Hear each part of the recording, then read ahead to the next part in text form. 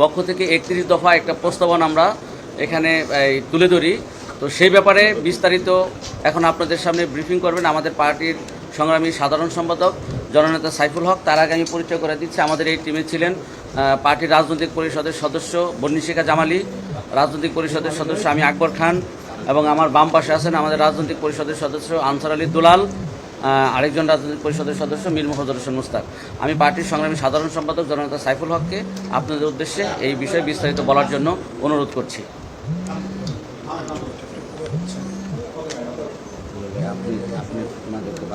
বন্ধুগণ, আমি আপনাদেরকে বিপ্লবী ওয়ার্কার্স পার্টির পক্ষ থেকে আপনাদের সবাইকে আমি শুভেচ্ছা জানাই এবং সালাম জানাই।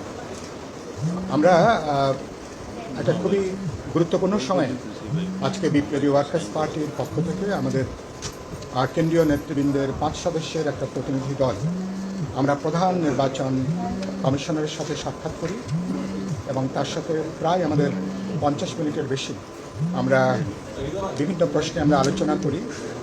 আমরা আরপিওর সাম্প্রতিক তাদের যে সিদ্ধান্তগুলো এটা সহ বেশ কিছু প্রশ্ন আমরা তার মনোযোগ আকর্ষণ করি এবং এ ব্যাপারে আমাদের পার্টির চিন্তা এবং অবস্থান তার সামনে আমরা ব্যক্ত করি।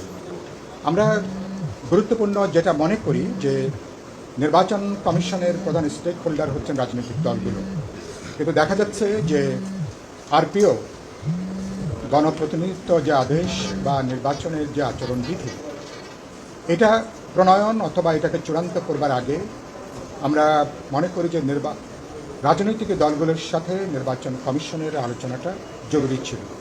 কারণ যারা প্রধান স্টেক হোল্ডার, ইলেকশন কমিশন এখনও ভালো করে জানি না বাংলাদেশের রাজনৈতিক দলগুলো কারা আছেন, নেতৃত্বে কারা আছেন, তাদের বক্তব্য কী, ভাবনা চিন্তাটা কী।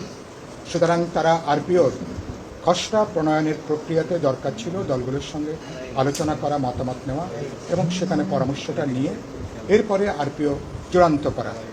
ইতিমধ্যে আমরা জানতে পেরেছি যে আরপিও তারা আইন মন্ত্রণালয়ে পাঠিয়েছেন এবং ইতিমধ্যে এরা নাকি অর্ডিন্যান্স আকারে গতকালকে এই অর্ডিন্যান্স নাকি ইতিমধ্যে এটা জারি হয়েছে, 2-1 দিন পরে হতো এটা পাবলিশলি।